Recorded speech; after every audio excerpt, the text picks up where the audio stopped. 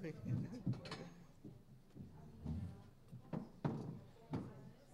Pero va a faltar entonces una silla. ¿Falta una? Si es que esta está rota. Ahí hay una, mira.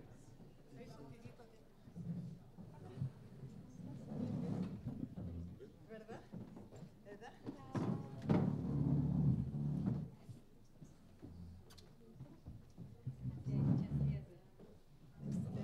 sí, pues No, faltaba. no, es que hay que ver cómo Sí, mira. Bueno, me meto y vamos. Tú vas ahí.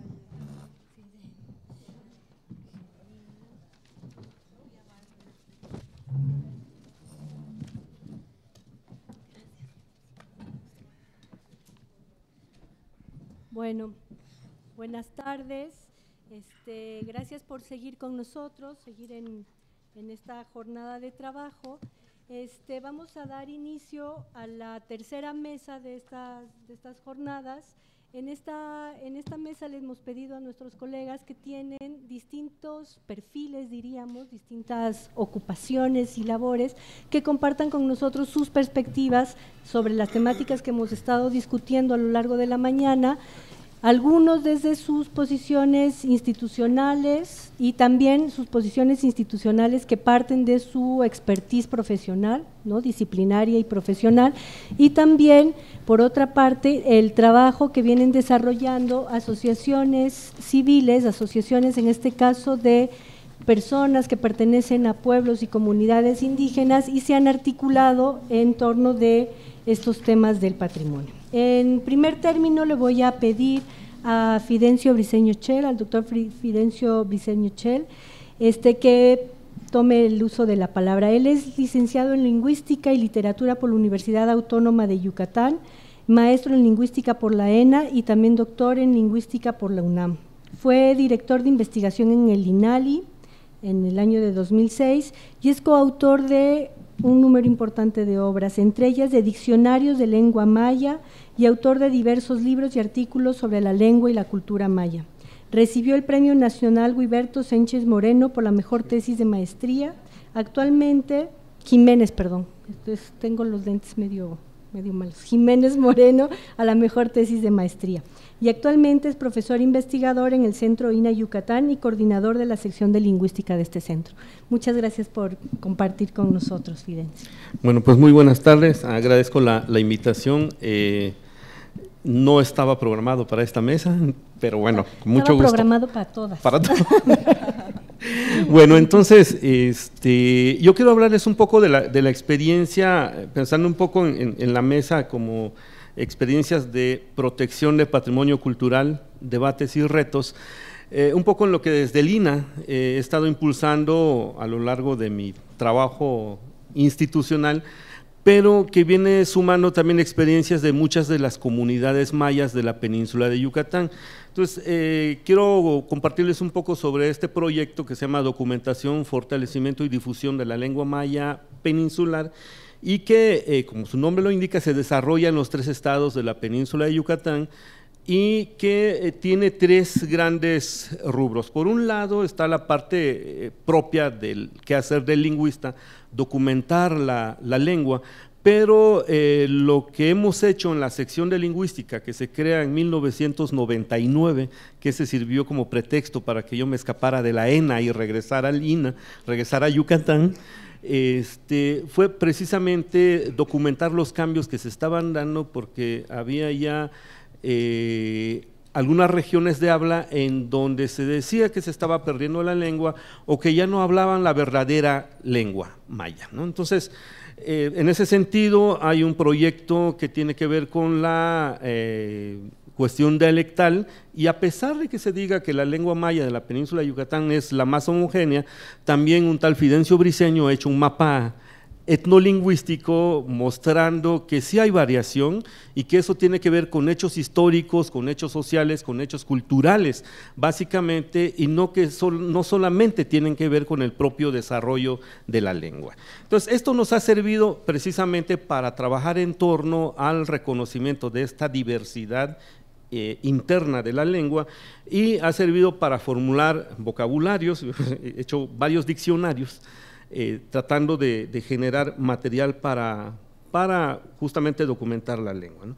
En el lado del fortalecimiento, también las investigaciones nos han llevado hacia ver qué es lo que nos hace falta, y por necesidad y un tanto por necedad, yo me convertí en traductor e intérprete, y desde hace más de 25 años vengo formando traductores e intérpretes. Entonces hay un modelo de traducción que se crea desde la península de Yucatán y que luego se suma, es el modelo que tiene el INALI, que en 2006 pudimos trabajar a nivel nacional, y con ello pues prácticamente nos ha servido para que desde las propias comunidades muchos jóvenes se conviertan en escritores, pero tratando de tener las versiones tanto en maya como en español, y ahora los jóvenes hacen también ya en inglés o francés, convirtiéndose ellos mismos en los propios traductores de sus trabajos, ¿no?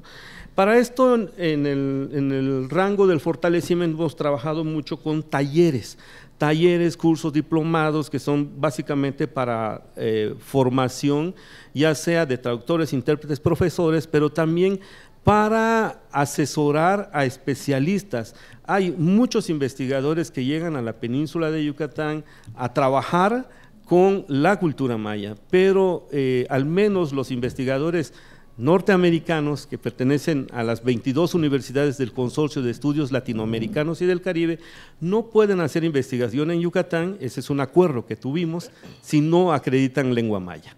En ese sentido, el INA Yucatán ha tenido desde hace 26 años un modelo de capacitación y de enseñanza de lengua maya en verano, 6 semanas, para investigadores y estudiantes de posgrado de estas 22 universidades, y en 6 semanas aprenden maya. Eso es lo que nosotros hacemos en esa parte con investigadores.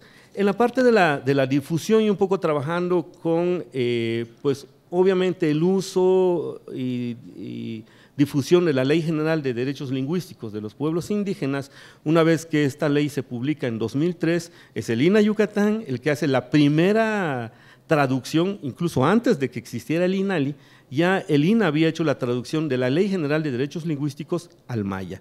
Y bueno, también hay que decir que la Ley General de Derechos Lingüísticos lo sube a la Cámara de Diputados un yucateco, también investigador del INA. Entonces el INA ha tenido mucho que ver con la ley, y su aplicación tiene que ver en mucho sentido con la visibilización de la lengua. Eso lo han dicho ya muchas veces aquí hoy. La visibilización de este patrimonio ha servido de mucho, no solamente para que los propios jóvenes mayas se vuelvan a identificar con su lengua, sino también para hacerse partícipes del desarrollo de la lengua. Hay proyectos de paisajismo lingüístico, también junto con el INA hicimos el primer proyecto, y todas las zonas arqueológicas, al menos en la península de Yucatán, ustedes pueden ver las cédulas, no solamente en inglés y en español, sino también en maya. Y ahí ese es un proyecto de paisaje lingüístico. Está muchas comunidades, o al menos de Yucatán, la señalética ya se está poniendo totalmente en maya.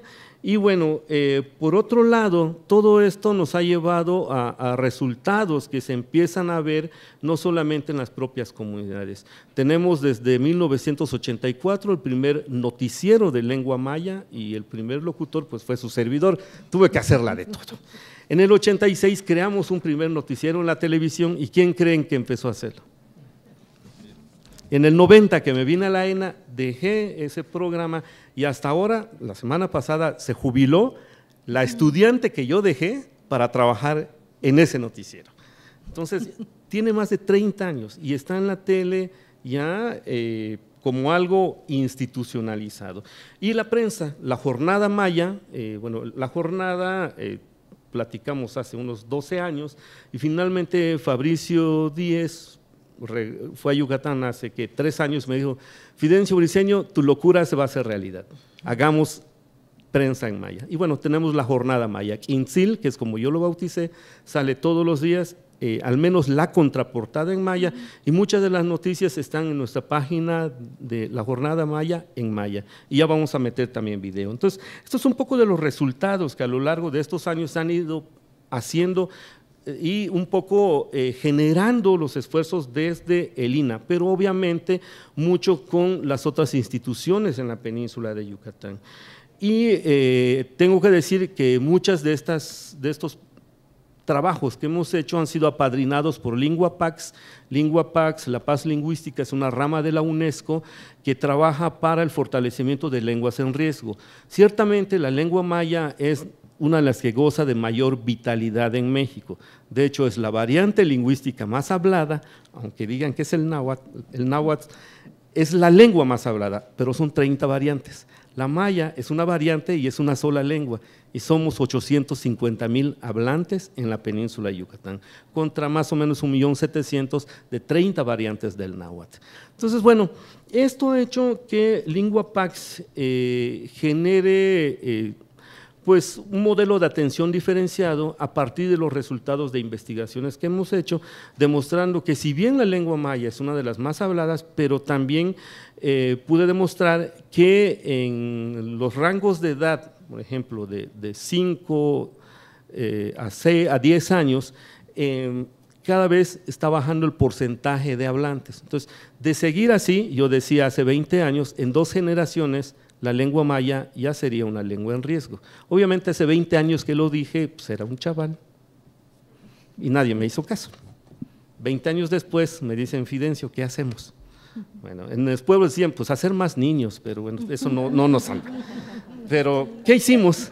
Crear talleres. Entonces, tengo un taller que se llama Quiquelietel Maya Guayac, Sangre y Sueño Maya. Ese es un proyecto personal.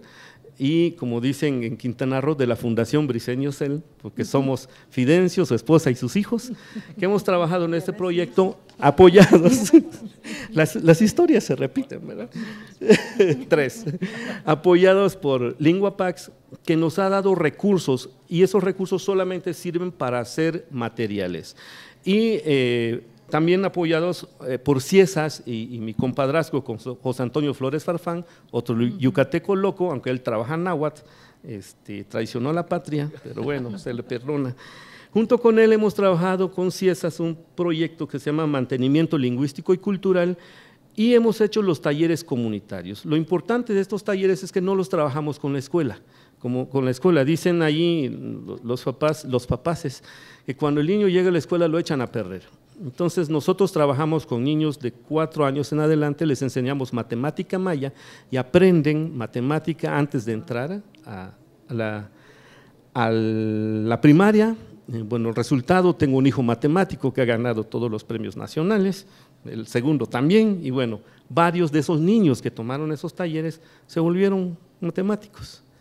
Pero hemos trabajado con la cuestión lingüística. El resultado hemos tenido desde 1998, que iniciamos con el primer taller, ya formalmente tenemos 998 talleres comunitarios, que se dice rápido, ¿verdad? En esos 998 talleres hemos repartido, me decía José Antonio anoche que hablaba con él, 75,000 libros, y aspiramos a tener al menos atendido el 10% de la comunidad maya. Si somos 850,000 en la península, aspiramos a atender a 85,000 al menos. Ya llevamos 75,000 repartidos en los 998 talleres. Nos faltan 2 talleres para cerrar este ciclo y ya me voy de sabático. Pero no sabemos en qué comunidad hacerlo.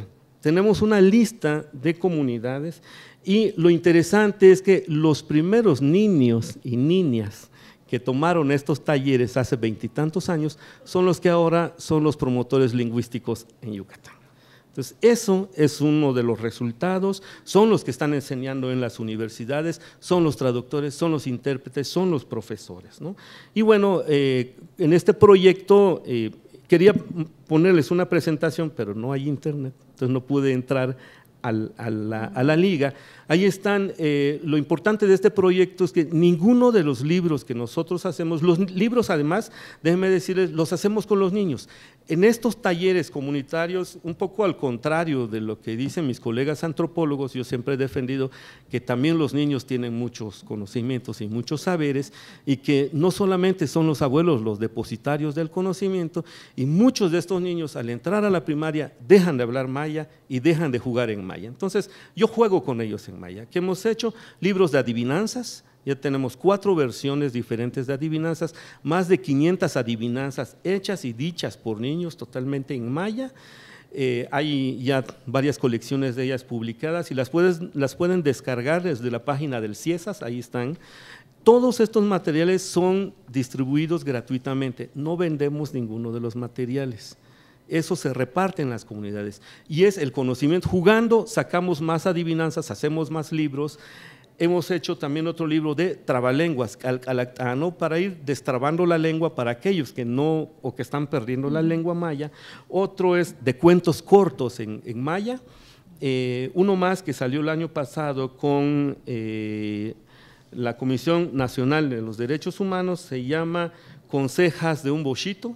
Entonces son las propias consejas que hablan de las normas en las comunidades, cómo los niños desde pequeños saben que tienen que respetar a la naturaleza y que no pueden ir destruyendo las cosas porque eso se nos regresa. Entonces está irrestrictamente ahí el respeto absolutamente a todo y eso está en Consejas de un Bochito y el próximo en salir va a ser Animales Agoreros, porque también los animales saben mucho, como dicen en los pueblos. Entonces, eso es un poco el resultado que nos lleva a este gran proyecto que yo he estado proponiendo desde hace muchos años y que finalmente este mismo año, creo, la Cámara de Diputados me dio un reconocimiento, pero yo quería que dieran la lana para hacer el proyecto para la patrimonialización de la lengua maya. Entonces, esto lo estamos trabajando a través de 4 puntos. Para empezar, la reivindicación lingüística, que los propios mayas vuelvan a hablar la lengua, la revaloración de la lengua, la refuncionalización, que es lo más importante, porque muchas veces los niños han dejado de hablar maya por vergüenza. Entonces ahora empiezan a usarlo y uno de los resultados, pues ahí está Pat Boy, creo que alguna vez han oído hablar de él y si no, googleenlo. Pat Boy es uno de los raperos mayas más reconocidos. Pat es uno de los que tomó el taller a los 6 años y me dijo, son chingaderas, maestro, yo no quiero decir adivinanzas, yo quiero cantar. Y salió cantando rap y los abuelos que estaban con nosotros, que son los abuelos que tocan maya pach y con los sones lentos, y ven a este chamaco brincando y gritando cosas en maya, dijeron, se le metió el quisín, o sea, hace el diablo. Y bueno, Pat Boy revolucionó la música maya, ahora todo el mundo quiere cantar rap y eso es lo que están haciendo los jóvenes, ya están hablando maya, componiendo en maya, haciendo poesía en maya, pero al final quieren ser un Pat Boy. Entonces está el proyecto que ya le dejamos a Pat, que se llama ADN Maya, y él está con otros fondos, con los mayas del Maya Town de San Francisco, que ahí tenemos otro trabajo que estamos realizando con la Universidad de Berkeley. Los mayas de San Francisco que tienen dólares le mandan a Pat para fondear ADN Maya y reproducir discos, libros y que bueno, son los nuevos productos que vamos a empezar a sacar. Y lo más importante aquí es que todo esto tiene que ver con el uso y aplicación de la Ley General de Derechos Lingüísticos y lo que nosotros buscamos es generar todos los elementos necesarios para tener políticas públicas que podamos transformar también en políticas de Estado y que puedan servir plenamente para poder usar, disfrutar la lengua como patrimonio nuestro. Gracias. Fidencio, muchas gracias. Muchísimas gracias por esta presentación un poco carrereada porque estamos sobre el tiempo, pero me parece que muy rica, muy jugosa y muy generosa también, de estas experiencias que articulan el trabajo académico con proyectos aplicados muy concretitos y que tienen un nivel de incidencia en la vida cotidiana de las personas y en el desarrollo, por ejemplo, de legislación, ¿no? Entonces, muchas gracias, Fidencio, por compartir. Le damos ahora la palabra, le paso la palabra a Angelina Aspuacón. Angelina es una mujer maya cachiquel, es tejedora y es integrante del Movimiento Nacional de Tejedoras. Es coordinadora de incidencia de la Asociación de Mujeres Mayas Cachiqueles, AFEDES, y coordinadora del proceso de resguardo y protección de los tejidos e indumentaria maya. Es estudiante de Derecho para ser abogada y notaria Ha sido subsecretaria de la Secretaría Presidencial de la Mujer entre 2008 y 2012, asesora en materia de pueblos indígenas del vicepresidente de la República en Guatemala en 2007, representante de las organizaciones de mujeres ante el sistema del Consejo de Desarrollo Urbano y Rural entre el 2002 y el 2006 y directora de la Asociación Femenina para el Desarrollo de Zacatepeques entre 2000 y 2006. Gracias por venir y estar con nosotros, Ángela.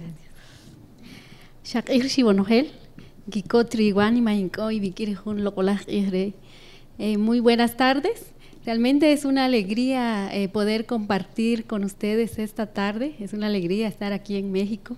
Se parece mucho a Guatemala. Bueno, traigo dos presentaciones. ¿Me ponen el video, por favor?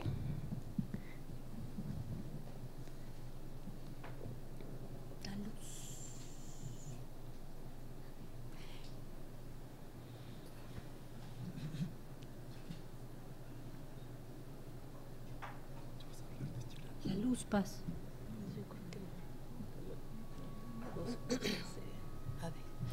Bueno. Muy fino el que se hace, pero no se valora precisamente porque hay una visión racista sobre los pueblos indígenas que no permite ver más allá que simples trapos coloridos. En su inicio, generalmente las mujeres cuando elaboran un huipil piensan que es para ellas, pero cuando surge la necesidad terminan vendiendo su arte con mucho dolor y a un precio muy injusto.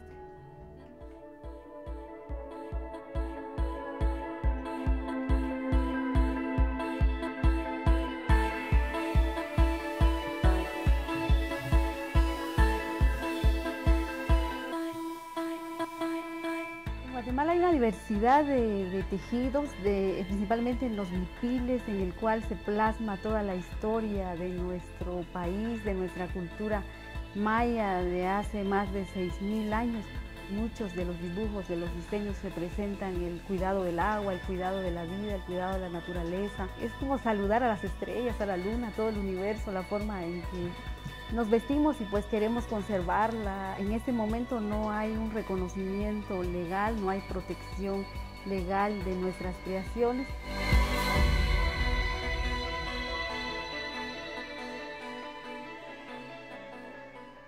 Entonces en este momento hay una compra masiva de nuestros tejidos que son enviados al exterior y también se venden muchos aquí a nivel nacional.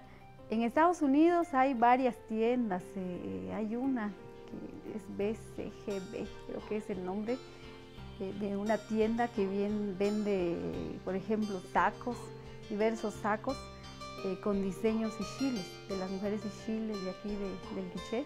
Bueno, nunca les pidieron permiso, no están pagando derechos de uso, de reproducción.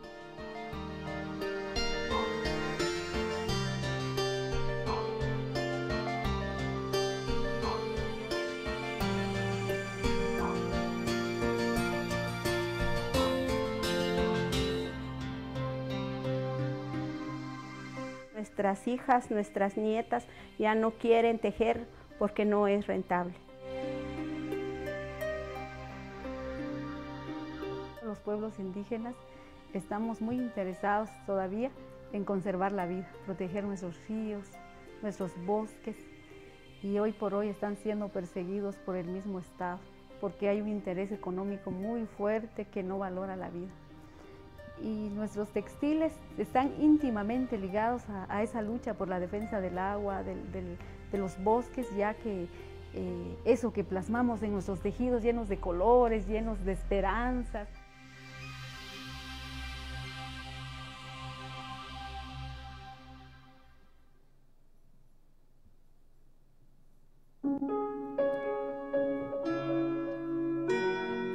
Ya está el video, ya. Está repitiendo. Es un trabajo muy fino el que se hace, pero no se valora Ahí precisamente estamos. porque hay una visión. Ahora las diapositivas, por favor. Bueno, yo soy una mujer maya cachiquel, soy parte integrante de una organización de mujeres mayas cachiqueles que se llama AFEDES y del Movimiento Nacional de Tejedoras. Como AFEDES somos una organización que tenemos algunos años trabajando, somos varios colectivos de mujeres quienes nos concentramos en esta organización para trabajar diversos procesos con el fin de fortalecer nuestras luchas, el ejercicio de nuestros derechos como mujeres y como mujeres indígenas. Vamos a ver si puedo utilizar esto. Ahí está. Bueno, yo creo que aquí nos interesa más el tema de la propiedad intelectual colectiva. Sin embargo, es importante para nosotras hablar acerca de la totalidad de las cosas que hacemos en el marco de qué se genera ese interés por protección de nuestras creaciones. Y bueno, somos una organización que con el tiempo hemos venido trascendiendo en cuanto a nuestros pensamientos. Desde un inicio AFEDES trabaja más por el tema de los emprendimientos, pero bueno, ese es otro tema dado a el sistema económico, la forma en que impera en nuestras comunidades es realmente triste, que despoja, que todo lo quiere poseer, y en ese marco nos vimos nosotras trabajándole a las empresas, trabajándole a todo el mundo, menos para nosotras. Cada día más cansadas, cada día trabajábamos más, pero había más pobreza. Y las oportunidades pues son muy escasas, los servicios públicos son deficientes, y entonces emprendimos procesos más desde la soberanía alimentaria y desde la libre determinación de nuestros pueblos, porque ya nos dimos cuenta que el Estado jamás se va a preocupar por los pueblos indígenas, y finalmente pues somos nosotros y nosotras las que decidimos finalmente sobre nuestras vidas, de qué hacer, porque esperar de políticos nos quedaríamos esperando toda la vida, saber ni cuántas generaciones. Entonces, bueno, aquí teníamos algunas imágenes, creo que no se ven mucho por la luz, de algunos procesos que llevamos rescatando la tierra. En nuestra tierra pues hay mucha utilización de químicos, y entonces estamos tratando de enriquecer nuevamente los suelos, porque una agricultura para la exportación con el fin de hacer dinero cambió el enfoque de vida, de desarrollo de los pueblos. Hubo mucha capacitación de parte de ingenieros que vinieron a hablar sobre las bondades de los químicos, y todo el mundo se tiró a trabajar esa parte, lo cual para nosotros fue realmente un gran retroceso, porque hay mucho conocimiento ancestral, muchas prácticas que con ello vivieron nuestros abuelos, nuestros ancestros muchos años, y ahora pues cada día la esperanza de vida es menos.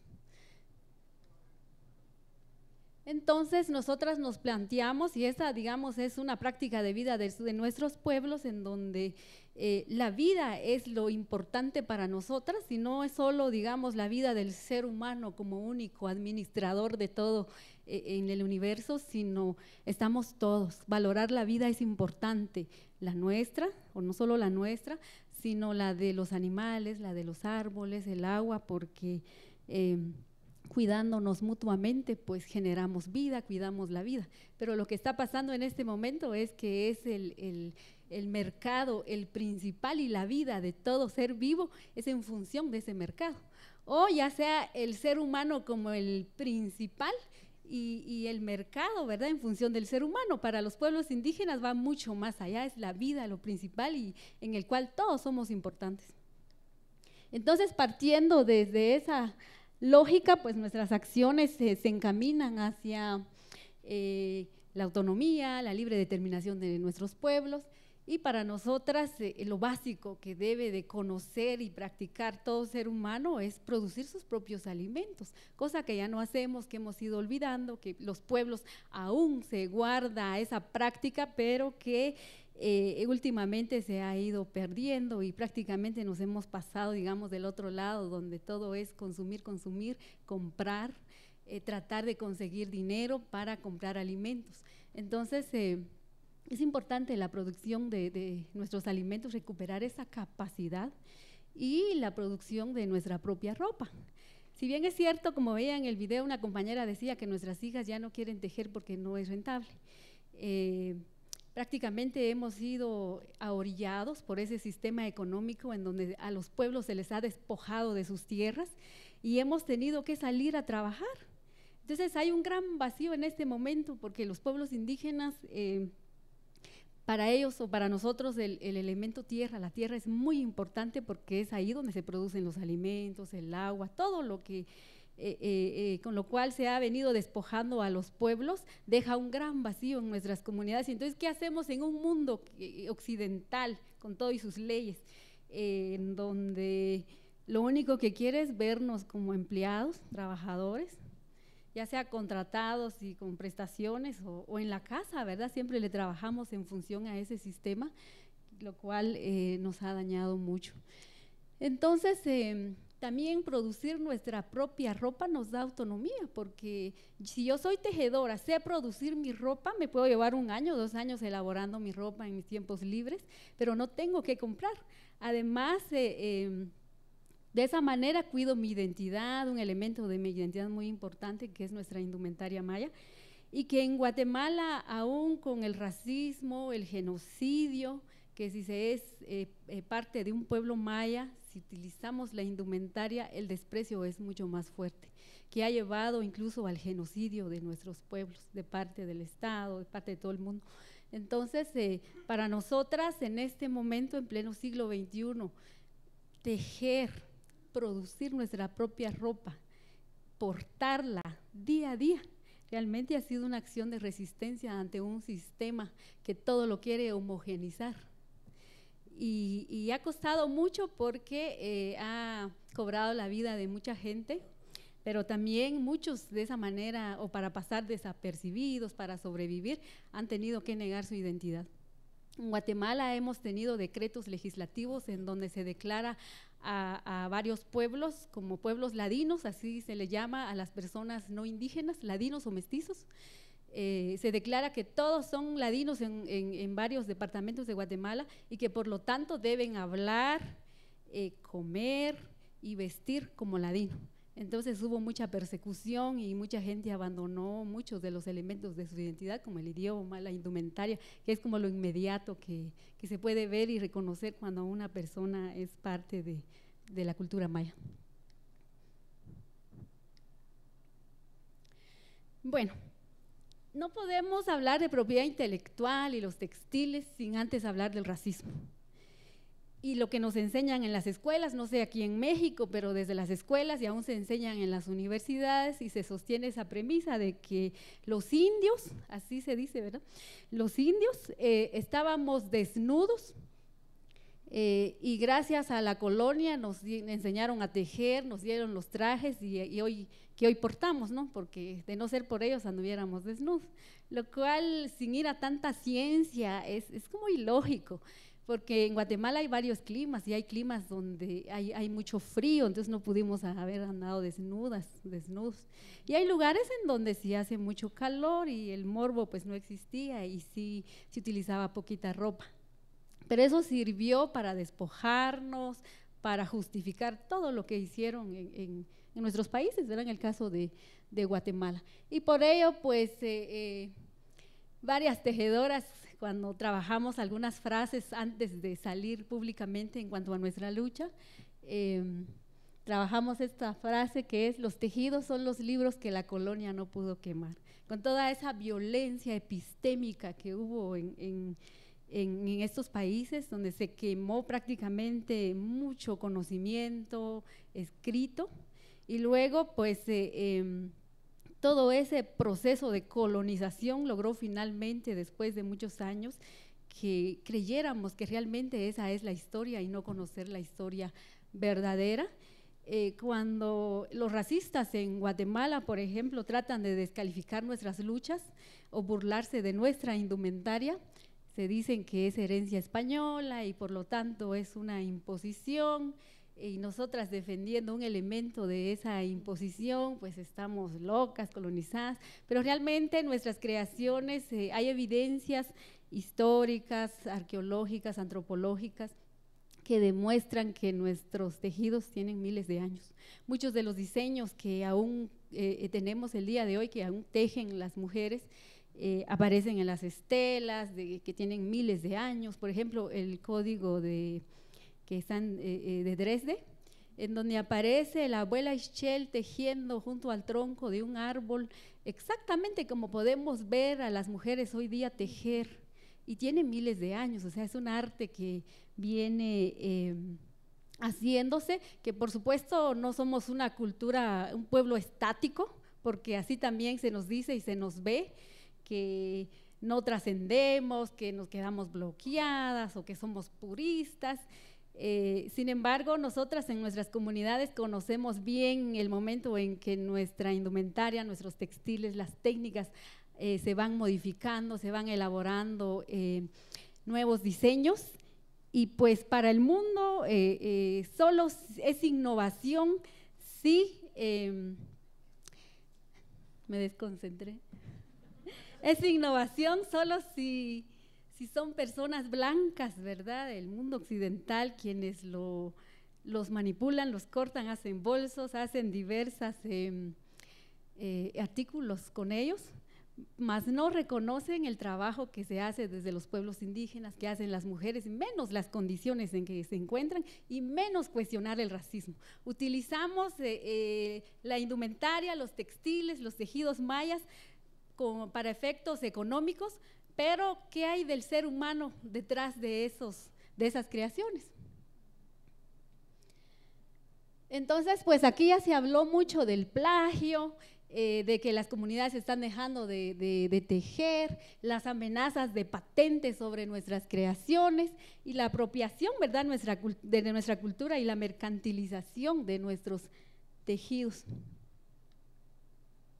Y bueno, aquí algunas imágenes de cómo la industrialización está reemplazando el trabajo que hacen las tejedoras. Se imprimen en cuestión de minutos varias telas parecidas a nuestros huipiles, y en el mercado pues ahora son muy cotizados, entonces menos hay trabajo para las tejedoras y tampoco piden permiso, pues gran plagio el que se hace. Y aquí pues nosotras sí en Guatemala cuestionamos la palabra artesanía, porque el trato a una artesanía, a una obra de arte es totalmente diferente. Las leyes también son diferentes. Y entonces hay ahí una gran inequidad, y nosotras nos planteamos desde acá que nuestros textiles, nuestros tejidos son obras de arte, no son artesanía, porque sí hay una gran diferencia y hay implicaciones legales, económicas, y pues que también somos mujeres con nombre, porque generalmente en Guatemala las mujeres que portamos la indumentaria somos las Marías, las Indias, que es peyorativo. Y también nosotras hemos reivindicado la palabra indumentaria maya o traje indígena, más no traje típico, porque eso homogeniza, somos tan diversas y nuestras indumentarias tienen diferentes historias, contextos, y entonces por lo tanto reivindicamos esa expresión. Y pues para diferentes momentos utilizamos indumentaria específica, lo cual el mundo no entiende, porque hay indumentaria que es específicamente para uso ceremonial, que incluso hay piezas que son sagradas para nosotras, pero eso no les importa a las empresas ni al Estado. Bueno, aquí algunos ejemplos de apropiación, como ya lo veíamos en el video. De todos estos no hay ninguna licencia, no hay ninguna solicitud para… Esto es muy ofensivo para las abuelas de mi comunidad, es la indumentaria de mi tierra, en donde el huipil se utiliza de la manera correcta para nosotras en la parte de arriba, pero vienen y le dan vuelta, ¿no?, de cabeza, y es una bermuda o pantaloneta. Es una empresa millonaria que nunca nos pidió permiso y lo sigue haciendo.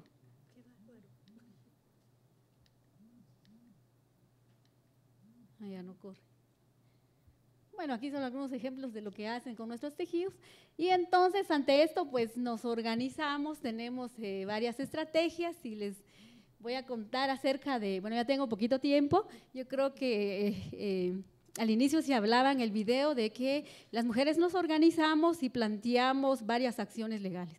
Una es la presentación de una acción de inconstitucionalidad parcial por omisión ante la Corte de Constitucionalidad, y finalmente en noviembre del año pasado emite resolución favorable a las tejedoras, exhortando al Congreso de la República la emisión de una ley para la protección de la propiedad intelectual colectiva sobre los textiles y la indumentaria maya. También presentamos una iniciativa de reformas a las leyes de propiedad intelectual para que se integre a un autor más, que son los pueblos indígenas, respetando sus propias formas de organización. Y pues hubo mucho debate en Guatemala, pero digamos fue un primer inicio. En este momento estamos elaborando una ley específica que ya casi la tenemos, de aquí a unos 2 meses la vamos a presentar al Congreso a través de varios diputados, que es una ley específica, esa es la ideal para nosotras, una ley específica para proteger los tejidos.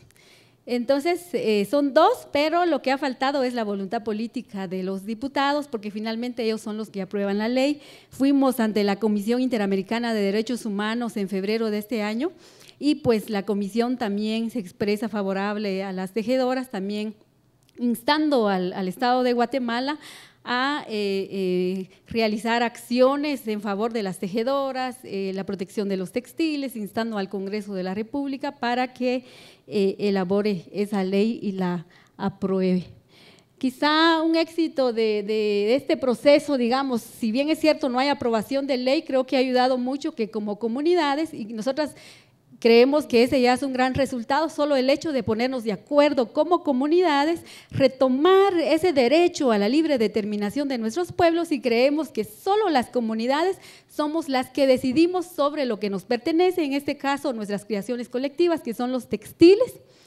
Y pues en ese derecho que tenemos de decidir nosotros por lo que es nuestro, pues hemos venido con un proceso de formación política, de nuestra identidad, y lo que ha conllevado pues que cada día más mujeres se sumen, y hemos sido muchas. Por ejemplo, a la presentación de un memorial hemos sido casi 1000 mujeres, entonces eso es lo que ha ayudado, y pues las comunidades le apostamos a ese ejercicio que debemos hacer sobre lo que nos pertenece, haciendo uso de nuestro derecho a la libre determinación, que también creemos que no está bien que una persona o una organización o una cooperativa patente una creación. Puede ser, yo puedo ser una mujer maya cachiquel, pero yo no me puedo apropiar de la creación colectiva de mi comunidad. Tiene que ser la comunidad completa quien entre en esa defensa, en ese resguardo, y si la comunidad decide autorizarle a las empresas, pues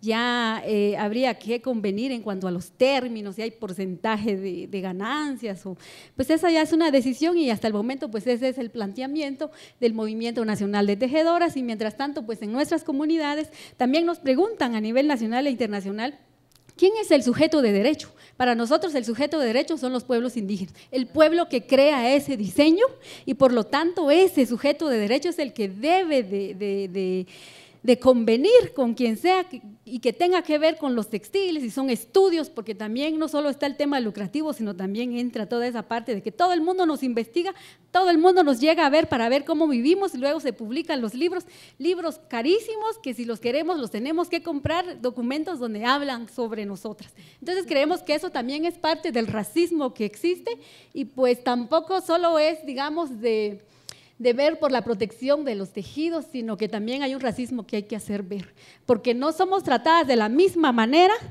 en cuanto al creador de un libro, o el que vende el libro, a la que vende textiles mayas, tejidos o artesanías, como se suele decir. Entonces, para nosotras pues es una alegría poder compartir esa experiencia, y pues seguimos en la lucha. Muchas gracias.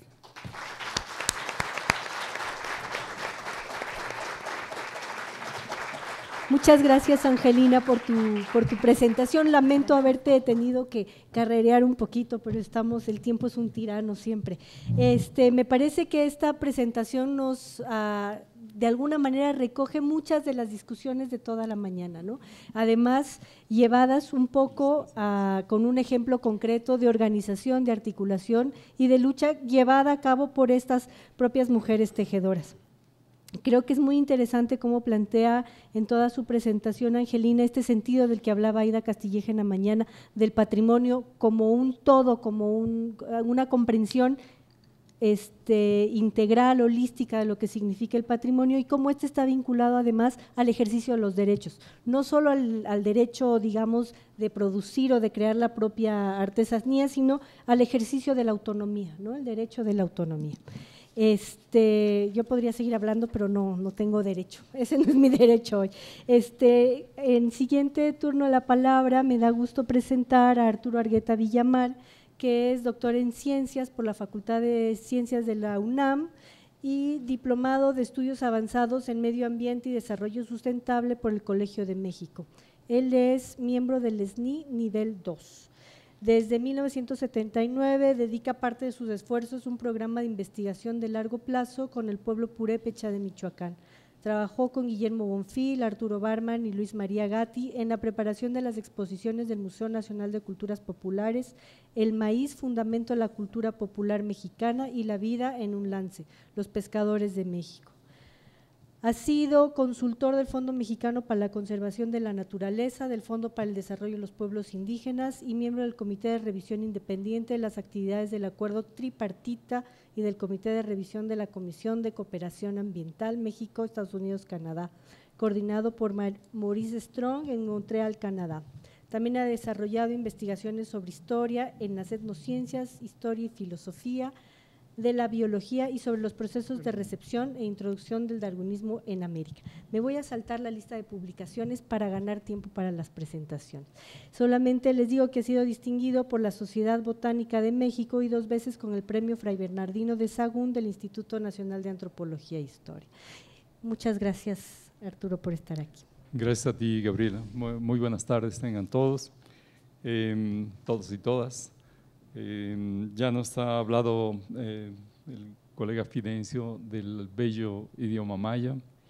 Angélica nos ha hablado de los bellísimos textiles y toda la lucha que está atrás de ambos procesos. Yo les quiero platicar la experiencia con las plantas medicinales mexicanas y más ampliamente con el patrimonio medicinal de México, que sin duda es uno de los elementos de más honda raíz cultural en nuestro país y particularmente en Mesoamérica. La medicina tradicional mexicana, o lo que nosotros llamamos el sistema real de atención de salud en México, está formado tanto por la medicina, digamos, alopática, la medicina oficial, como por la medicina tradicional mexicana, como por la medicina doméstica. Digamos, estos 3 bloques hacen el sistema real de salud de nuestro país. Ahora, en estos tiempos de inicios del siglo XXI, hay muchos otros elementos que podríamos llamar medicinas alternativas y complementarias, como son Ayurveda, Unani, acupuntura, naturismo, etcétera, etcétera. Digamos que sería un 4º bloque que forma el sistema real de salud en nuestro país. Nosotros nos dedicamos a trabajar básicamente el sistema de la medicina tradicional mexicana y uno de sus acervos más importantes, más grandes, más numerosos, más masivos es la herbolaria medicinal mexicana. Autores han señalado que de cualquier inventario hecho en cualquier comunidad de nuestro país, inventario de plantas, de vegetación, uno encuentra entre el 30 al 35% de plantas medicinales en cualquier inventario, hasta un 60, 70, hasta 75% de plantas medicinales. Es decir, es un elemento presente a lo largo y ancho de todo el territorio nacional. Cuando hicimos el primer, digamos, inventario nacional de plantas medicinales que vertimos en el Atlas de las plantas de la medicina tradicional mexicana, contamos con ejemplares de herbario, no solamente con nombres en los distintos idiomas, de 3.103 plantas medicinales mexicanas. Hay autores que lo han llevado eso a 5.000 plantas y hay gente que afirma que son 6.500. Si estamos hablando de unas 25.000, 30.000 especies de plantas vasculares en nuestro país, estamos hablando prácticamente de una 1/3 parte de la vegetación mexicana, de plantas superiores, convertida por la sabiduría, por el manejo por la tradición, convertida en recurso de salud. Eso nos parece que es de una enorme trascendencia, importantísima, pero lo que nos encontramos usualmente es un combate, igual que a los textiles, igual que al idioma, hay un combate feroz del sistema oficial de salud respecto del sistema tradicional de salud en México. Igual que se descalifica a los idiomas como dialectos y al arte textil como artesanía, a las plantas medicinales se les califica pues de superchería, de falsedad, bueno, cuando mucho se les otorga la posibilidad de ser un placebo, un entretenimiento, digamos, para paliar la enfermedad. Hicimos este trabajo del Atlas de las Plantas de la Medicina Tradicional Mexicana, está junto con un bloque de materiales muy amplio que titulamos Biblioteca de la Medicina Tradicional Mexicana, que incluye un diccionario, incluye unas floras medicinales indígenas vertidas en 32 idiomas distintos de nuestro país, un atlas de la medicina tradicional mexicana también y una bibliografía. Eso lo concebimos y fue publicado en 1994, pero ustedes lo pueden ver hoy en una base de datos de la Universidad Nacional Autónoma de México. Lo pueden encontrar como biblioteca,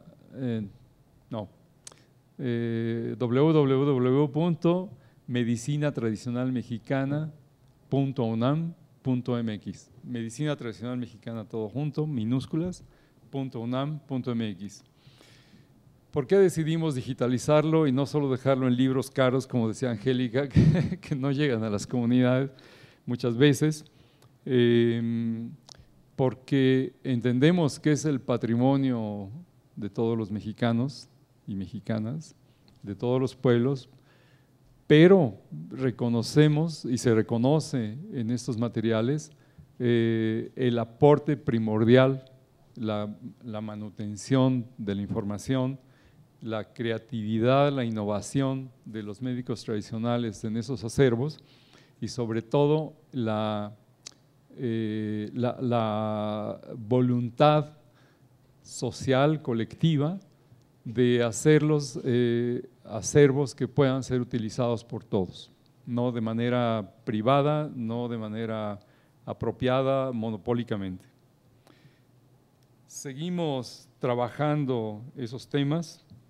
En este momento hay 8 títulos, 15 volúmenes, pero en la biblioteca digital se puede ver buena parte de esos materiales ahí.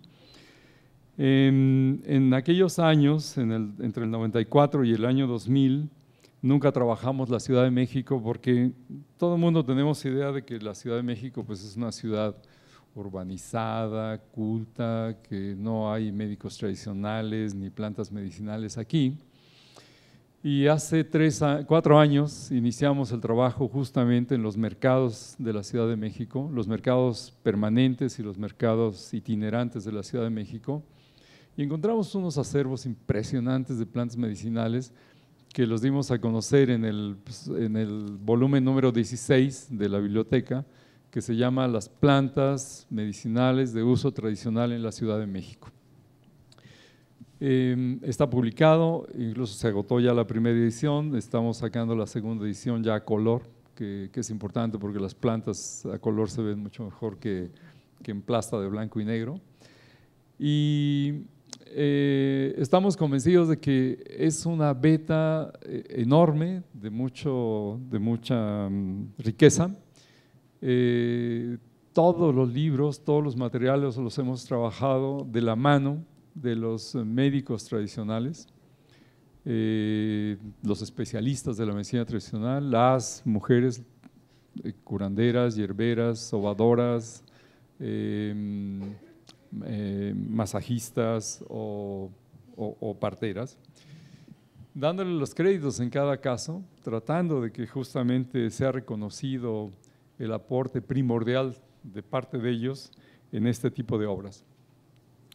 Recientemente, por la fecha en que iniciamos el trabajo con las plantas de la Ciudad de México, iniciamos también otro trabajo sobre patentamiento ilícito y biopiratería. Estamos hablando de este tema de propiedad intelectual aquí. Adhiero totalmente a lo que acaba de señalar Angélica sobre el sujeto colectivo, colectivo, dueño de estos recursos de carácter histórico y actual. Y trabajamos sobre 15 bases de datos de patentes en el mundo, Japón, Alemania, Francia, España, Reino Unido, Unión Europea en su conjunto y algunas otras.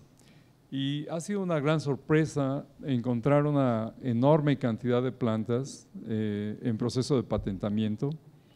En algunos casos ya patente concedida, en otros casos solamente solicitada. Una vez concedida, tenemos que pasar a la etapa de ver cómo está el proceso de explotación comercial y si fueron pagadas o no regalías. Digo, es una hipótesis que las hayan pagado, seguramente nunca pagaron nada. Fue una apropiación, lo que llamamos apropiación ilícita. Estamos procesando esa información, yo creo que la publicaremos en unos 5 o 6 meses más. No queremos equivocarnos para que no haya manera de rebatir la información que ahí se ponga. Partimos de un principio muy claro de trabajar solamente sobre plantas endémicas mexicanas, es decir, plantas que no existen en otro lugar del mundo, solamente acá, excepto que se las hayan llevado a cultivar en otra parte, pero que son plantas que sabemos que solamente crecen en el territorio mexicano, de tal manera que no pueda argumentarse el asunto de que fueron obtenidas de otras regiones, de otros países o de otras latitudes en el mundo. Eso nos va a permitir afirmar claramente que sí hay obtención del germoplasma mexicano y sí hay obtención de la sabiduría y el conocimiento mesoamericano. Estamos en eso, es un trabajo que me parece que hay que seguir haciendo y también adhiero totalmente a lo que acaba de señalar Angélica, de la necesidad de una ley de protección ley de protección de la biodiversidad y particularmente de los recursos genéticos de las plantas medicinales mexicanas, que no existe. Muy pocos países en el mundo lo tienen, pero los que lo tienen pueden ser capaces de establecer controversias con las compañías que hacen apropiación ilícita y patentamiento. Compañías o individuos o personas que también se da el caso de solicitud de patentamiento a partir de personas, no solamente de colectivos o empresas. Entonces, necesitamos en México, y afortunadamente tenemos una nueva configuración en las cámaras legislativas que permitiría seguramente que este tipo de iniciativas puedan tener mayor éxito. Necesitamos una ley de protección de los recursos genéticos en general, pero particularmente en el asunto de las plantas medicinales mexicanas. Y estamos trabajando también en eso porque me parece que esos son de los aportes que puede hacer la academia para la defensa y protección de los conocimientos tradicionales y sus recursos, no solo genéticos, sus recursos en general. Partimos en este asunto de que hay, en el caso de las plantas medicinales mexicanas y también de las lenguas y también de los textiles y de muchos otros elementos, hay una protección social que ha permitido la continuidad de esos recursos hasta el día de hoy. Esa protección social la han hecho los pueblos indígenas, los pueblos campesinos, los pueblos afrodescendientes y muchos otros pueblos en América Latina y en el mundo. Está la otra protección, que es la protección jurídica, a la cual nos hemos referido con el asunto de las iniciativas de ley. Yo diría que hay que seguir trabajando sobre las dos vías, la protección social y la protección jurídica. Para mí, las plantas medicinales mexicanas se han mantenido más por la protección social que por la protección jurídica. Desde el momento en que llegaron los españoles a nuestras tierras, a nuestra América, decretaron ilegal el uso de un montón de plantas. Ustedes saben bien, el peyote, el ololiuqui, el amaranto, los hongos, etcétera, etcétera. Sin embargo, ellos mismos no pudieron mantener los procesos de prohibición. ¿Por qué? Porque para las minas se requería el uso del peyote para que la gente resistiera. Entonces sembraba peyote para poder entrar a las minas. Se sembraban muchos otros estimulantes que permitieran sostener esas agotadoras jornadas de trabajo. Numerosos decretos se erigieron a través del Tribunal del Santo Oficio y a través del protomedicato a lo largo de todo el periodo colonial para prohibir plantas medicinales una y otra vez, año tras año. Hay un rosario de acuerdos, decretos, disposiciones reales, virreinales, etcétera, etcétera, que es un rosario, un conjunto de perlas bellísimas de lo que no se hizo, de lo que no se pudo hacer, porque los pueblos resistieron. Por eso tenemos, hasta el día de hoy, ese acervo tan numeroso de plantas medicinales mexicanas. 3,000, 4,000, 5,000, 6,000, probablemente. ¿Cómo se mantuvieron? Protección social,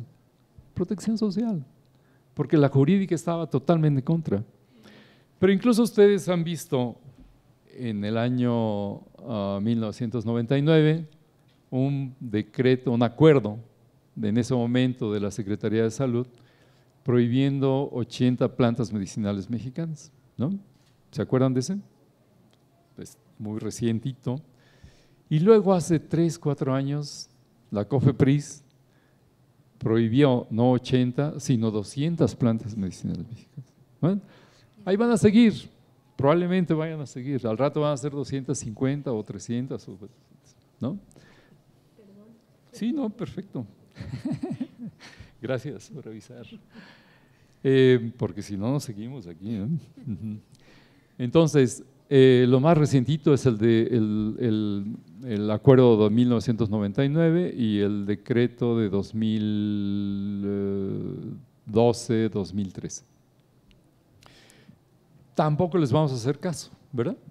Y me parece que aunque COFEPRIS, Secretaría de Salud sigan emitiendo ese tipo de iniciativas, pues parece que no les hacemos mucho caso. Parece que en la cotidianidad seguimos usando las plantas que están en ese índice de plantas prohibidas, como en su momento el índice de libros prohibidos tampoco se le hizo mucho caso. Los libros prohibidos se leían con más avidez que los libros no prohibidos. Entonces, les platico esta experiencia, nos parece que es de fundamental importancia no solo hacer el registro de las plantas medicinales, de las formas de curación, sino también impulsar los procesos organizativos de los médicos y las médicas tradicionales, de las parteras. Aquí en el INA hay, por cierto, una excelente iniciativa, un proyecto de trabajo con parteras. Es importante también el trabajo regional de organización, de consolidación de organizaciones de médicos tradicionales para la lucha de sus derechos, para la lucha de sus demandas y confluir todo ello en una demanda general por el respeto, la legalización y el reconocimiento de la medicina tradicional mexicana. También tenemos por ahí varios avances en el tema de legalización a través de reconocimientos constitucionales de la Constitución Federal, y también en diversas constituciones estatales hay un reconocimiento más o menos disimulado, más o menos explícito sobre el uso de la medicina tradicional y la herbolaria medicinal mexicana. Sin embargo, el tema no es solamente ya la legalización, sino un reconocimiento pleno. El reconocimiento pleno por el que hay que luchar es que lo que es el sistema real de salud, de lo que les platiqué al principio, estos 3 bloques o 4 bloques, el sistema oficial, el sistema médico tradicional mexicano, el sistema doméstico y los otros sistemas que son alternativos o complementarios, porque ahorita la medicina tradicional mexicana, si ustedes abren la página de la Secretaría de Salud, la medicina tradicional mexicana está como alternativa y complementaria. Para miles, millones de gentes en este país no es alternativa y complementaria, es su medicina. La medicina de todos los días. Entonces, tenemos que luchar porque el sistema real de salud reconozca estos 4 bloques como sistemas coadyuvantes en la salud de los mexicanos. Muchas gracias. Muchas gracias, Arturo. Solamente llamo la atención sobre una de todas las cosas mencionadas que tiene que ver con la protección social, ¿no? Y me parece que en la mañana hemos visto cómo hay un ejercicio, y se refería a eso Angelina, un ejercicio autónomo de proteger aquello que las personas consideran propio, ¿no? O sea, y que les es útil además. Entonces me parece que eso es como muy relevante en esto. Para terminar la mesa de hoy, las participaciones, le pido por favor a Aida Castilleja que tome el uso de la palabra. Aida es actualmente secretaria técnica del Instituto Nacional de Antropología e Historia, y no me detengo demasiado en su currículo, para que pueda usar el tiempo con… Gracias Gabriela. Bueno, buenas tardes. En la mañana tuve oportunidad de estar aquí al inicio de la mesa. El micrófono, júntate un poquito. Ahora estamos cerrando con esta tercera mesa que tiene que ver con el papel de los distintos actores frente a la protección del patrimonio cultural. Y bueno, como fueron escuchando, desgraciadamente me perdí la segunda parte, que fueron las experiencias, pero pues ahora tuve el enorme gusto de escuchar la presentación de Angelina, que fue muy aleccionadora en muchos sentidos. Muchas gracias, Angelina. Hace unas semanas, en una sesión en el Congreso Internacional de Etnobiología, en donde presenté algunas líneas sobre patrimonio biocultural, pero ahora las retomo, comentaba que algo que en términos desde la academia, que ha sido un grave error en muchos trabajos desde la academia, es asumir el patrimonio cultural como algo, como naturalizar el patrimonio cultural, ¿no? Sin cuestionarnos qué es lo que es esto del patrimonio cultural, cómo es que emerge, cómo es que se constituye el patrimonio cultural, no solamente como una construcción social, o más bien como construcción social y por lo tanto en condiciones históricas y políticas muy determinadas. Como sabemos nosotros, el patrimonio cultural, las políticas públicas que tienen que ver con patrimonio cultural en México, pues tienen una larga historia que se ancla desde el siglo XIX por lo menos, pero ha sido una historia de una patrimonialización que se ha abocado fundamentalmente a esta dimensión monumental del patrimonio, sea arqueológico, sea histórico, sea artístico, que sin duda son importantes, son elementos fundadores de la identidad de nuestro país, pero también como un resultado del reconocimiento y sobre todo de las luchas y de los procesos de defensa de los pueblos, sobre todo de los pueblos indígenas, se ha emergido esta otra dimensión del patrimonio cultural, no la quiero llamar inmaterial, pero es el patrimonio cultural que se genera día a día en la vida de los pueblos, en la vida de las comunidades. ¿Qué es lo que se define como patrimonio? No solamente por ley o por los instrumentos jurídicos, pero también qué es lo que desde la academia se ha definido o no como patrimonio cultural, pero sobre todo, cuáles son estos sentidos de lo que podríamos llamar o de lo que llamamos patrimonio cultural en y desde las concepciones de los propios pueblos.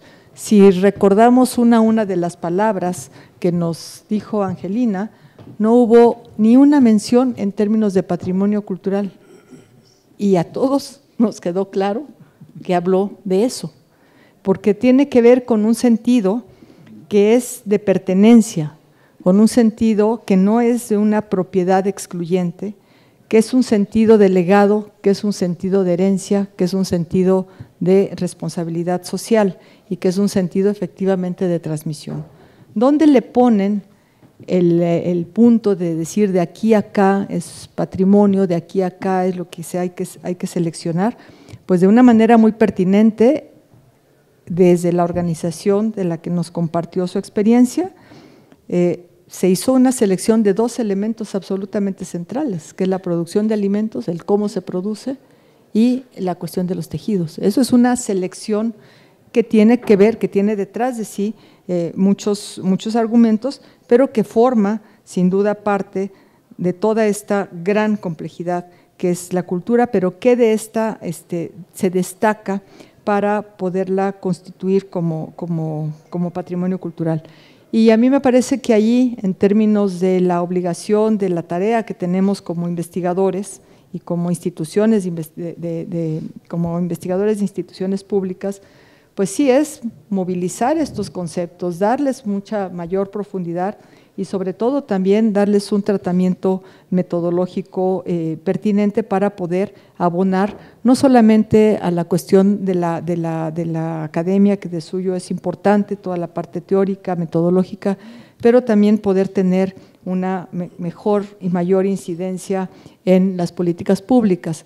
Queda claro por las cuestiones de las que se habló en la mañana, que uno de los elementos que moviliza el sentido de patrimonio o que ha movilizado el sentido de patrimonio son casos del despojo, como despojo, ¿no? Eso moviliza el sentido de qué es lo que me pertenece, que me están quitando, por qué me lo están quitando, quién me lo está quitando. Pero también casos como nos tocó mucho, sigue tocando en el Instituto de Antropología, en el caso de los sismos. Se vino abajo el patrimonio monumental, pero lo que está levantando ese patrimonio monumental, en muchos casos, es la organización de las comunidades. Estos procesos está allí y dicen, bueno, puede estar caída mi casa, pero no puedo ver caída la casa de mi madre la Virgen, por ejemplo, ¿no? Entonces, ¿qué es lo que está movilizando?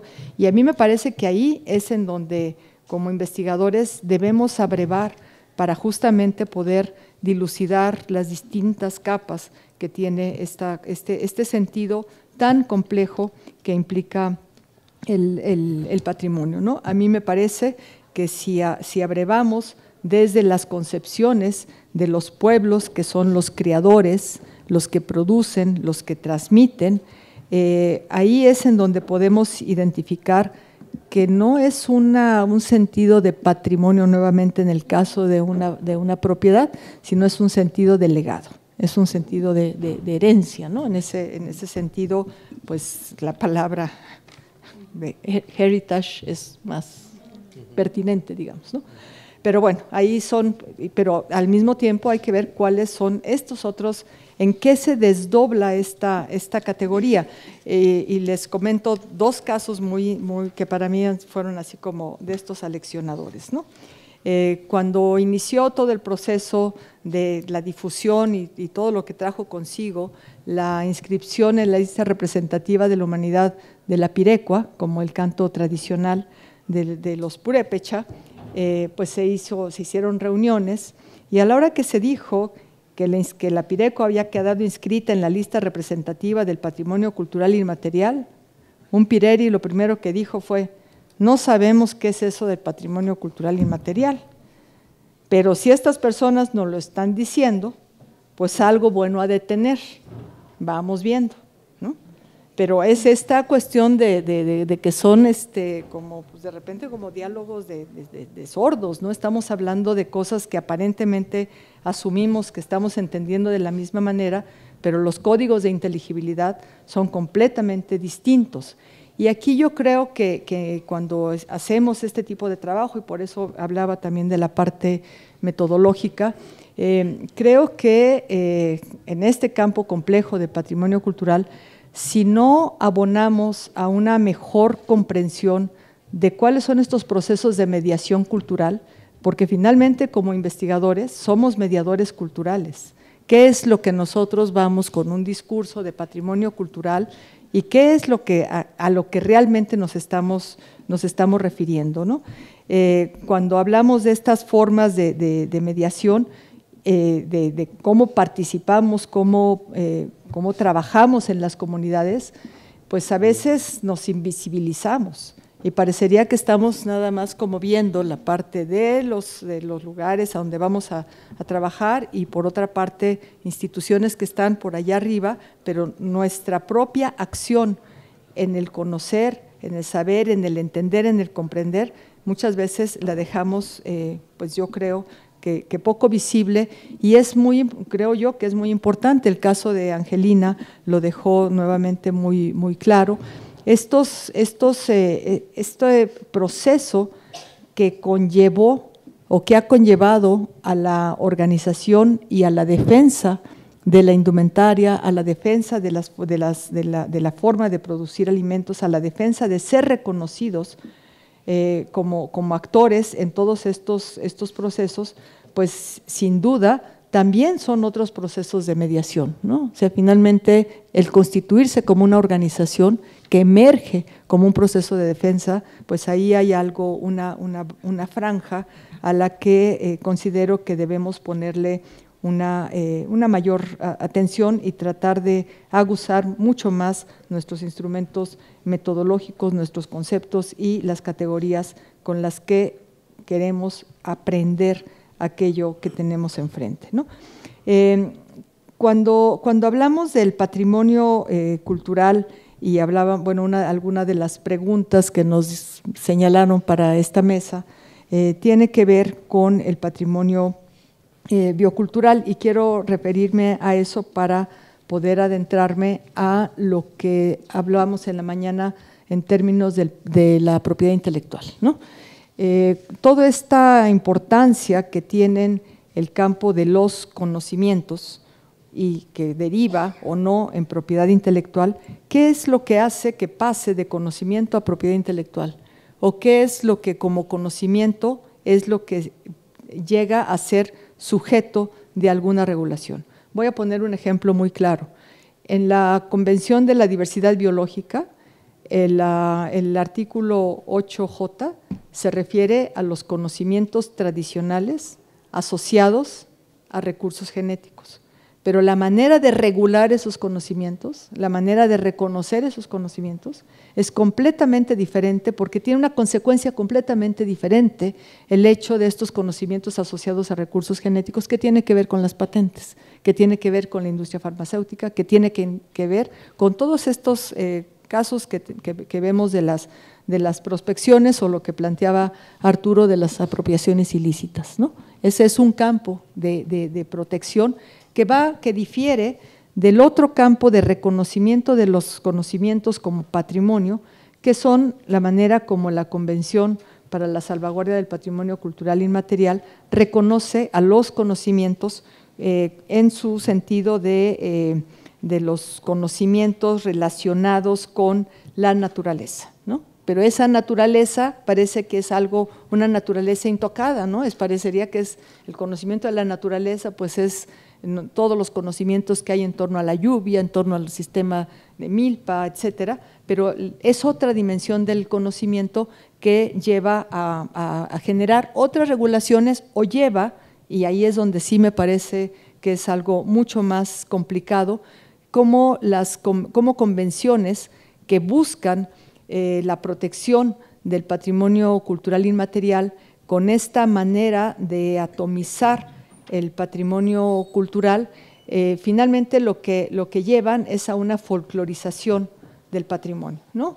Y sí es esta cuestión del reconocimiento en tu diversidad, en tus danzas, en tu lengua, pero no me vengas a hablar de tus derechos territoriales porque entonces estamos hablando de otra cosa, ¿no? Entonces ahí me parece que sí son dimensiones muy distintas que debemos tener, por lo menos estar alertas de esto, ¿no?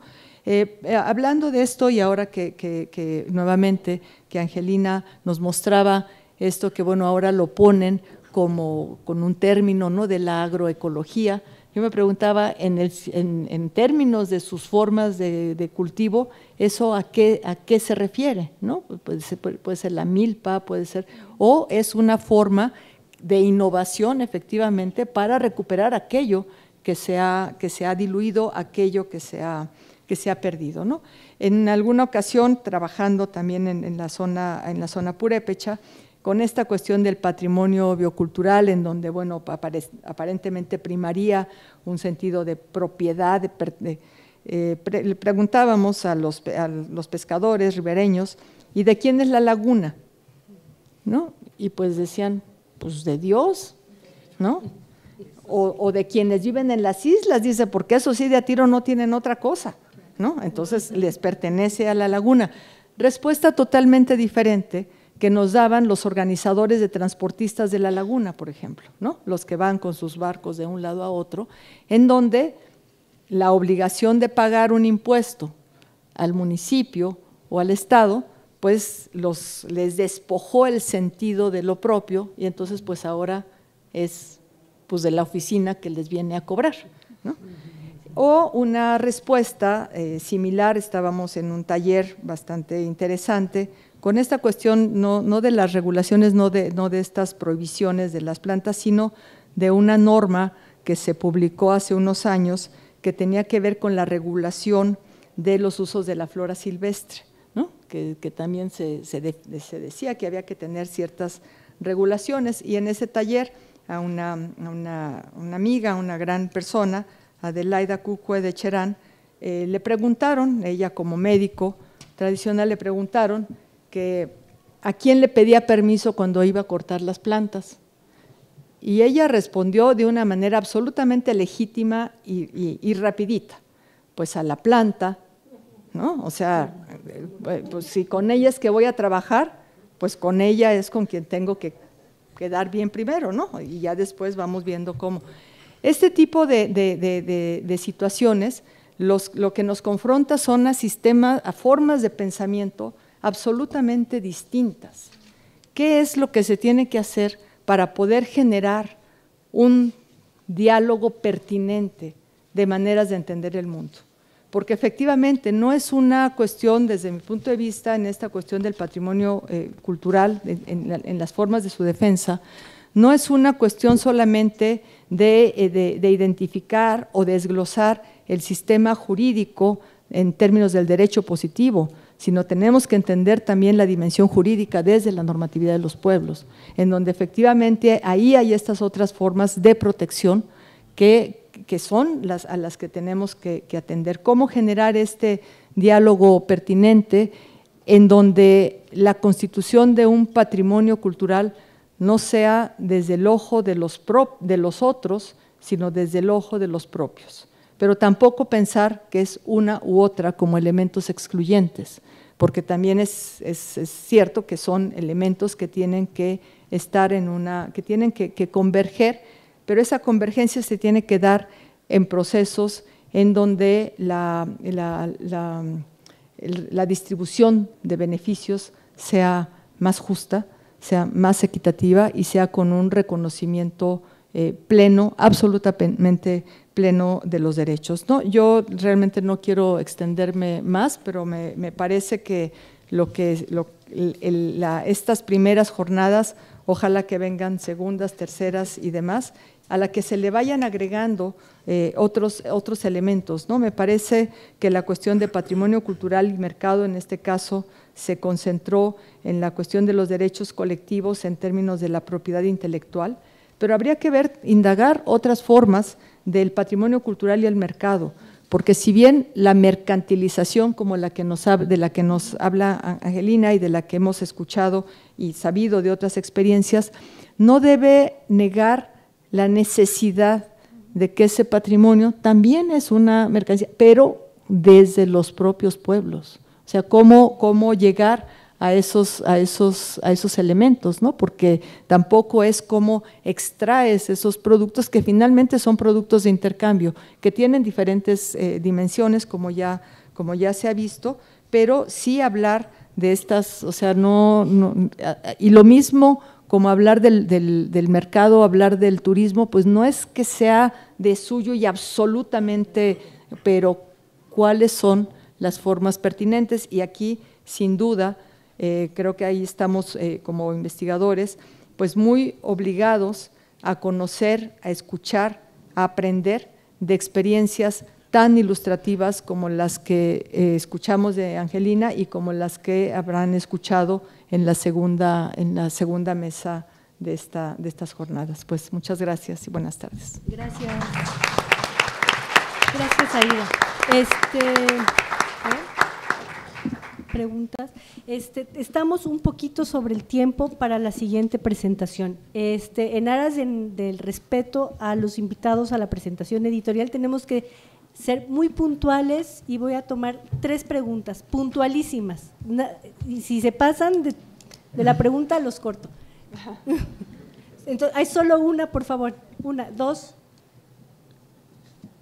3. 3 preguntas. Ya están el turno de las preguntas. Concretas y puntuales. Allá atrás, Paz, por favor.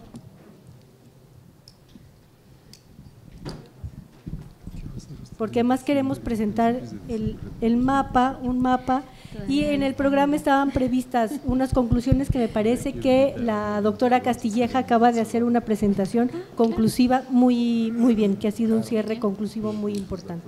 Por favor. Bueno, mi pregunta va enfocada a precisamente el resultado de las conversaciones que hubo en esta mesa de trabajo.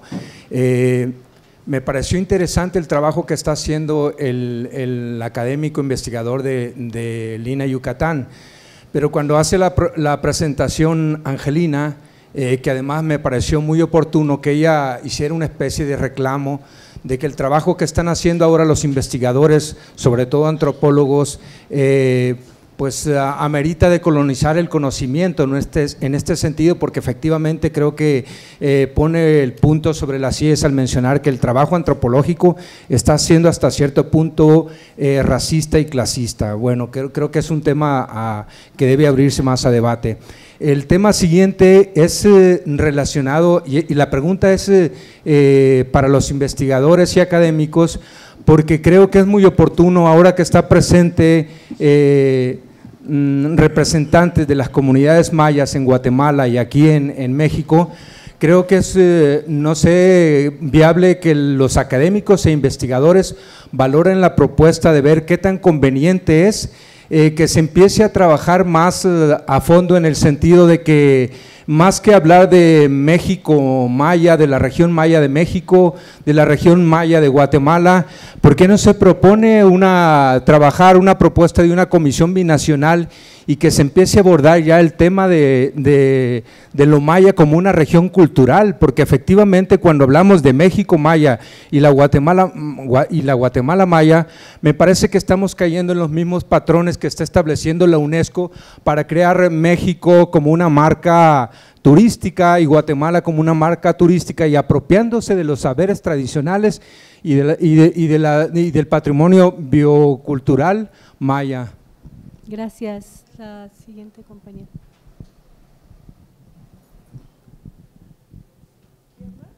De este lado, la compañera de rojo.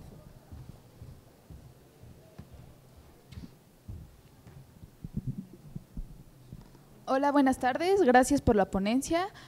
Angelina, yo te quiero preguntar varias cosas. Primero, ¿cómo fue el proceso para llegar a esa acción de inconstitucionalidad? Me imagino que ha de haber sido muy pesado estar en toda la comunidad y llegar de como un acuerdo para solicitar medidas que se estaban violando tanto derechos humanos como que no se estaba protegiendo los conocimientos tradicionales guatemaltecos. También quiero saber si esa reforma que nos platicas, ¿ustedes están trabajando directamente con los diputados o esa iniciativa fue una iniciativa colectiva, como aquí también se puede ver en la Constitución de México? Y si la iniciativa de ley es para cuidar los derechos de propiedad intelectual en su conjunto, solo la propiedad industrial en el caso de modelos de utilidad o diseños industriales, o también de los derechos de autor. Gracias. Y la última pregunta es de aquí adelante. Sí. Gracias. Yo tengo dos preguntas. Una, ¿qué se está haciendo contra las empresas transnacionales que se habla que están plagiando el conocimiento con respecto a la medicina tradicional para después elaborar medicinas de las plantas medicinales? Esa es una. Y la otra, a mí me inquieta mucho, me interesa mucho siempre asistir a foros de conocimiento en donde me parece muy enriquecedor lo que se trata y las conclusiones a las que se llegan, pero siempre me pregunto, ¿quién les hace llegar a quienes toman las decisiones para legislar al respecto, o solamente nos enteramos, o aquí los que estamos presentes, que nos interesa que se resuelvan problemas que se están viviendo en la cotidianidad con respecto al patrimonio, ¿sí? ¿Cómo se les hacen llegar? ¿Quién se encarga de hacerles llegar esas conclusiones que me parecen muy enriquecedoras para la solución de problemas? Gracias. Gracias. ¿Contestas Angelina primero y después Arturo? Sí, no sé si quieren contestar. Bueno, para nosotras es muy importante que las normas que tengan que ver con los tejidos, nuestro arte textil, la indumentaria, los trajes, vengan de los mismos pueblos, porque conocemos los problemas, los vivimos en carne propia. Han habido varias iniciativas, los hemos leído, releído y hemos intentado encontrar al sujeto y nunca en todos, inclusive en la declaratoria de patrimonio cultural, porque hay una declaración de patrimonio cultural sobre los tejidos, la indumentaria maya, es decir, son parte del Estado, ¿no? Siempre es fuera de los pueblos. Si acaso aparece representante de la cooperativa de artesanías, tal, o sea, eso no abarca un pueblo es mucho más allá. Entonces se estableció efectivamente una mesa técnica con participación de diferentes instituciones del Estado, como el Registro de la Propiedad Intelectual, el Ministerio de Cultura, la Universidad San Carlos de Guatemala, que es la universidad pública, la Comisión contra el Racismo y la Discriminación CODISRA, la Procuraduría de Derechos Humanos, pero no se estableció sin antes nosotras consensuáramos la propuesta. Ya con la propuesta en mano fue que se instaló esa mesa técnica con el apoyo de la Comisión de Pueblos Indígenas del Congreso, que actualmente es aliada. Entonces, a través de ellos es que se hacen las convocatorias, las reuniones y bueno, durante la presentación de esa reforma se instaló esa mesa.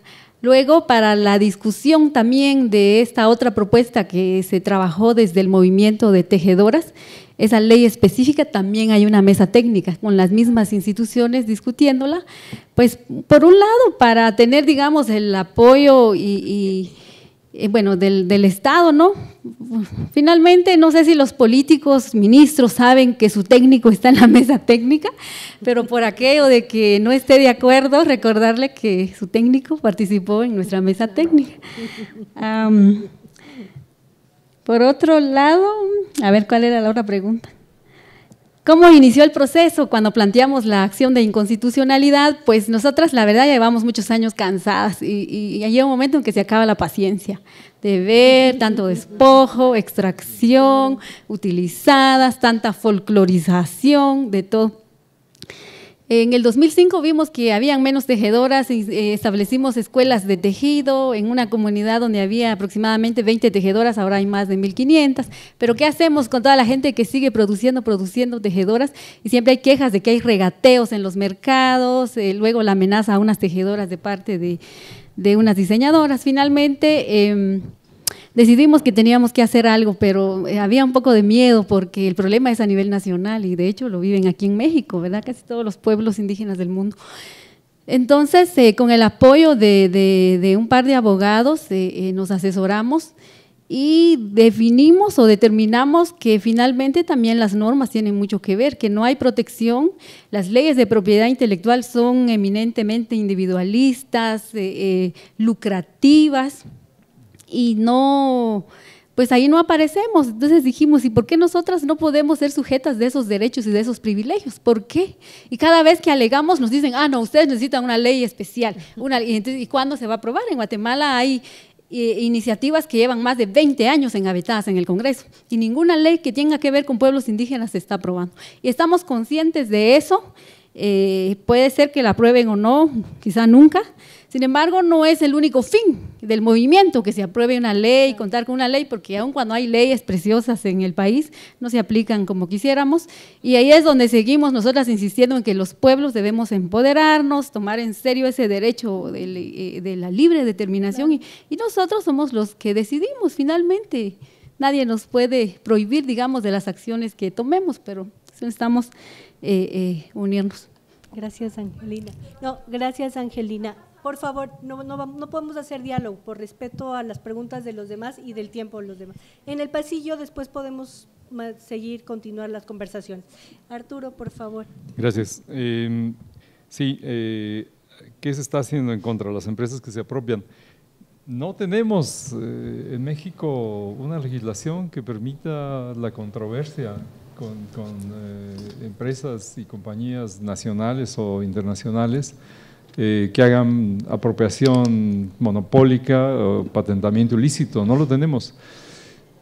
Otros países latinoamericanos como Perú, por ejemplo, tienen una ley que protege recursos genéticos y particularmente plantas medicinales y alimenticias.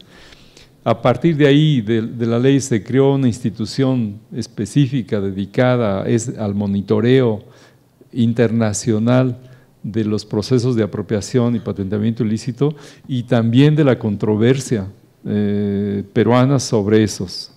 Incluso hay una lista secreta de plantas alimenticias medicinales confiadas por los pueblos indígenas a una base de datos inconsultable, pero es secreta, digamos.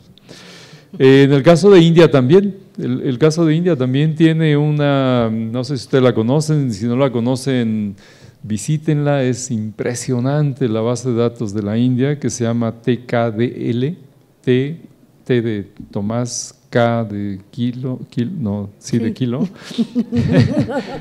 D de David y L de lingüística, Traditional Knowledge Digital Library, que son no planta por planta, sino recetas de la medicina Ayurveda, recetas de la medicina Unani, recetas de la medicina Siddha con DH, y recetas de la medicina, digamos, doméstica hindú.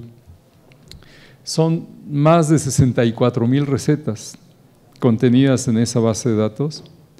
Eso cuando la consulté hace como 4 o 5 años, la revisamos con mucho detalle. Ha crecido, eso está creciendo, porque efectivamente los registros siguen creciendo. Y cada receta tiene más de 7, 8, 10, 12, 15, 20 plantas. Entonces, ese es un acervo nacional, protegido nacionalmente, y que se hizo, esa biblioteca, esa base de datos, se hizo para que las compañías y particularmente los países que reciben demandas de patentamiento puedan consultarla, y si hay una planta o una receta o un recurso que está en esa base de datos, se cuiden porque los hindúes se van a ir encima. Ese es el propósito. Y se están haciendo otras bases de datos similares en Vietnam, en Tailandia y en otros países de Asia. En México no estamos en eso todavía. Ni tenemos ley, ni tenemos institución, ni tenemos cuerpos vigilantes de esos procesos. Salud. Hay que construirlos. No porque no los tengamos, no hay que aspirar a ellos, hay que construirlos. Pero en la base de eso debe estar, por supuesto, lo que yo señalaba hace un rato, la protección y el uso social de nuestros recursos tradicionales. Llámese plantas medicinales, llámese textiles, llámese uso de lengua, llámese maíz nativo. No vamos a poder contra los transgénicos solamente por decretos o por leyes. Si no usamos los maíces nativos, los maíces criollos, si no los consumimos ampliamente, se van a meter los otros. En los espacios vacíos se mete lo que no queremos.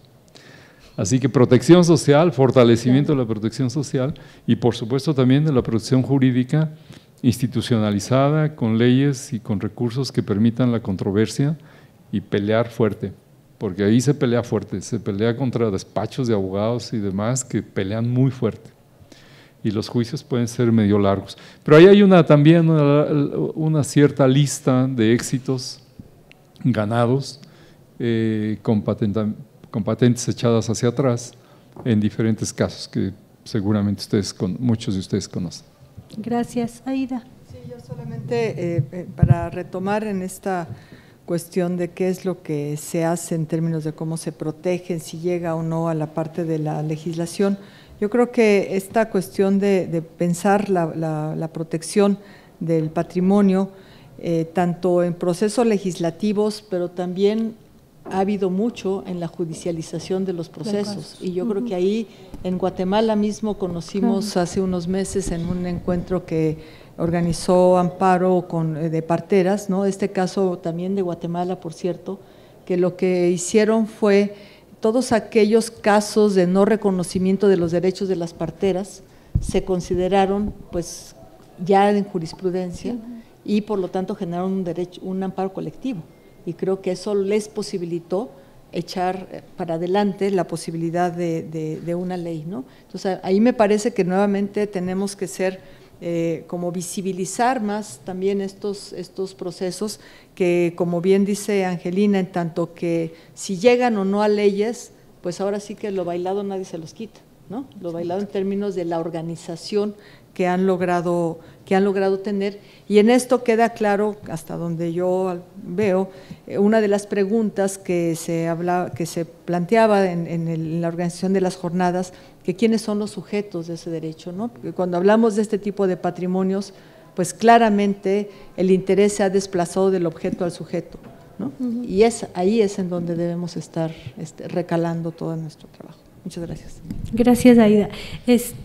Vamos a terminar la sesión presentando rápidamente, nos vamos a tomar exactamente los 5 minutos que nos quedan antes de las 6 de la tarde, pero queremos presentarles un ejercicio de un mapa que empezamos a elaborar a propósito de la organización de estas jornadas, de un mapa, para que ustedes lo conozcan, porque eventualmente va a ser un recurso que esté disponible para la consulta pública y que podamos ir alimentando entre todos en esta confluencia entre el trabajo de académicos, de actores de asociaciones civiles, de los pueblos indígenas y todo. Si quieren ustedes también bajarse para que lo puedan ver mejor, porque de ladito se ve como raro, ¿no? Por favor. Xochitl, si puede venir nuestra compañera Xochitl.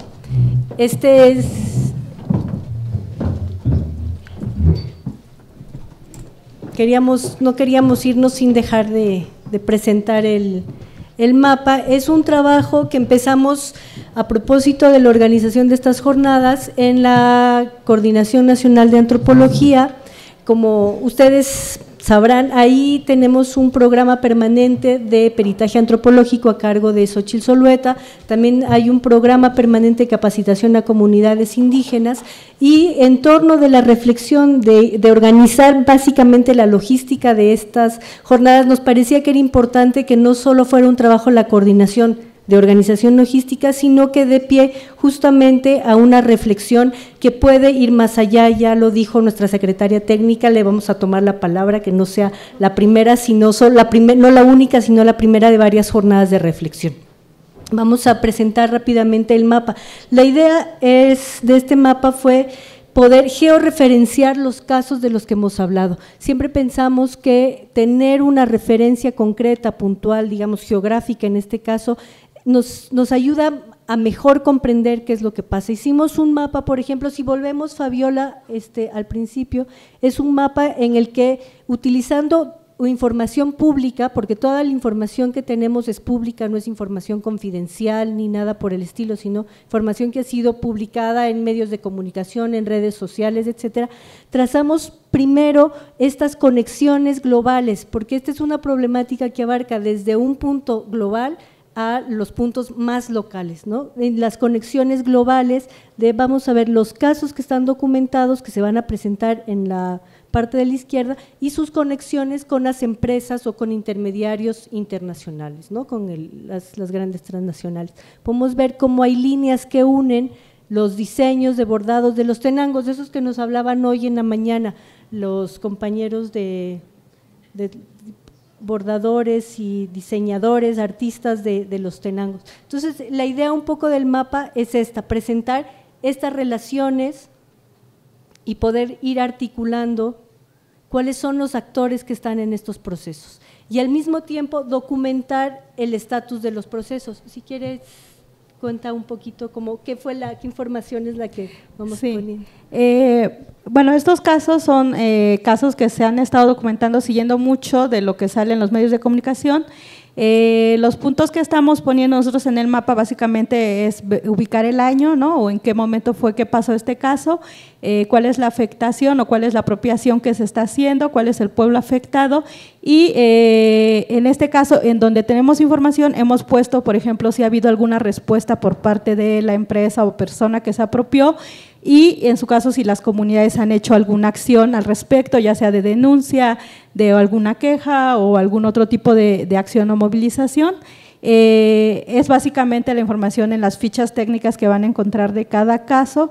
La mayoría de los casos que están aquí son con cuestiones de diseño, aunque también están estos casos que les decía del uso de nombres de la cervecera, de la danza, y tenemos unos casos que ahorita todavía no están en el mapa que tienen que ver con cuestión de propiedad industrial, sobre todo con patentes, que también existen, pero que ahorita esta ha sido como un poquito más complicado referenciarlos ahorita en el mapa, porque son casos que afectan no solamente a una comunidad o a un municipio, sino a varios estados.